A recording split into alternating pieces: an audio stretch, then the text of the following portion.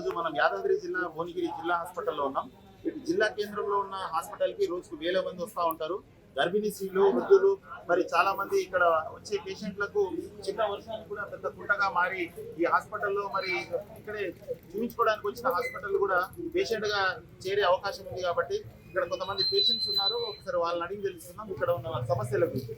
నమస్తే సార్. ఇప్పుడు వర్షం రాగానే చిన్న వర్షానికి కూడా ఇక్కడ మరి పెద్ద కుంటగా మారి గర్భిణీ స్త్రీలు, వృద్ధులు ఎవరైనా వచ్చిన వాళ్ళు హాస్పిటల్ చూపించుకోవడానికి వస్తే బెడ్ ఎక్కి వాళ్ళే జాయిన్ అయ్యే పరిస్థితి ఉంది.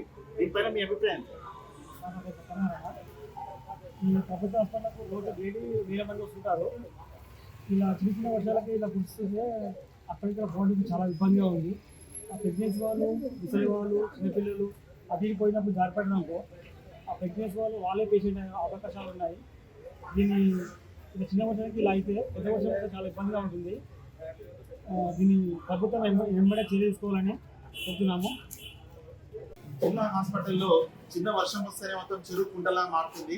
కాబట్టి ఇక్కడ ఉన్న పేషెంట్ చెప్తా ఉన్నారు, మరి మీరు చూయించుకోవడానికి వస్తే మేమే బెడ్ ఎక్కి మరి పర్మనెంట్ గా ఇక్కడ జాయిన్ అయ్యే పరిస్థితి ఉంది. కాబట్టి దీనిపైన పై చర్యలు తీసుకోవాలని చెప్తున్నారు. ఒకసారి ఆ హాస్పిటల్లో పరిస్థితులను చూద్దాం. రండి.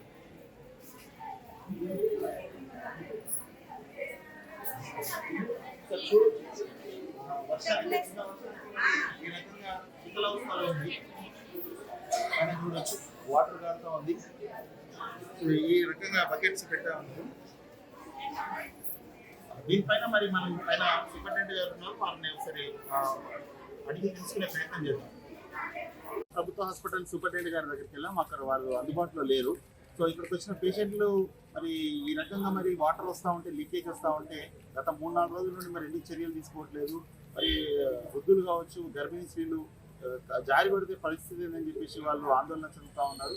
సో వాళ్ళు బిగ్గున భయపడుకుంటూ నడుచుకునే పరిస్థితి ఉంది. కాబట్టి సంబంధిత అధికారులు ఎవరైతే ఉన్నారో వారు దీనిపైన చర్యలు తీసుకోవాలని కోరుకుంటా ఉన్నారు. సో భువనగిరి నుండి రాజనాయక్. Thank you.